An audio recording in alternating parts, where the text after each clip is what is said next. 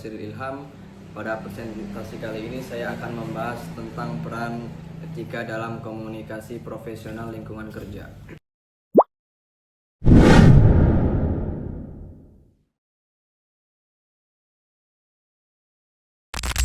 Topik ini penting karena komunikasi adalah fondasi dari kerjasama dan budaya profesional di tempat kerja. Nah, di slide kedua, mengapa etika penting dalam komunikasi kerja? Di sini dijelaskan poin-poinnya. Definisi etika profesional, memiliki prinsip moral dalam komunikasi kerja. Yang kedua, data penting, yaitu perusahaan etis raih kinerja 22% lebih baik. Yang ketiga, contoh kasus kegagalan komunikasi, penipuan dan misinformasi. Komunikasi profesional tidak cukup hanya jelas dan cepat. Etika meningkatkan peran penting dalam membangun kepercayaan dan menjaga hubungan kerja yang sehat. Misalnya, saat memberikan kritik, kita perlu menyampaikan dengan cara yang sopan dan membangun. Etika juga melibatkan kejujuran dalam menyampaikan informasi, serta menjaga privasi data atau informasi rahasia. Di slide ketiga, ada prinsip-prinsip etika dalam komunikasi. Di sini ada kejujuran, informasi akurat tanpa distorsi. Yang kedua, keterbukaan, transparansi proses komunikasi. Yang ketiga, rasa hormat, hargai perbedaan pendapat.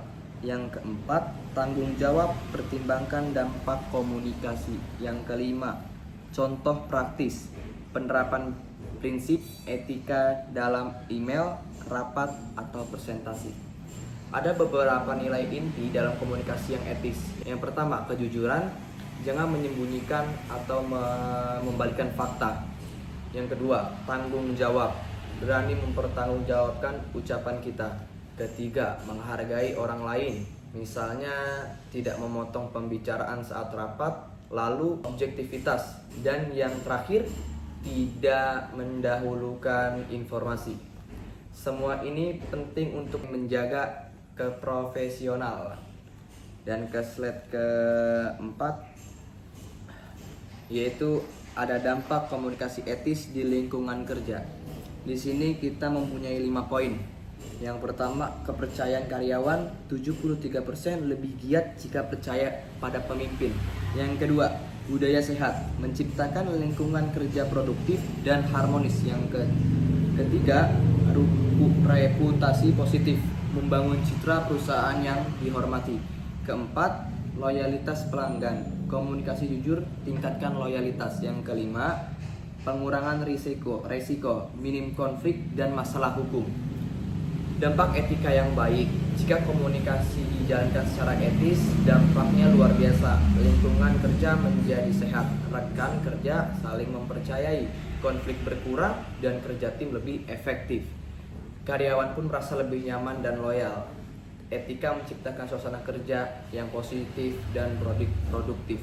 Slide kelima, ada yang namanya tentang tantangan dalam menerapkan etika komunikasi. Di sini kami mempunyai 5 poin. Yang pertama, dilema etika tanpa jawaban mudah. Kedua, pengaruh budaya dan nilai pribadi. Ketiga, tekanan target dan ekspektasi.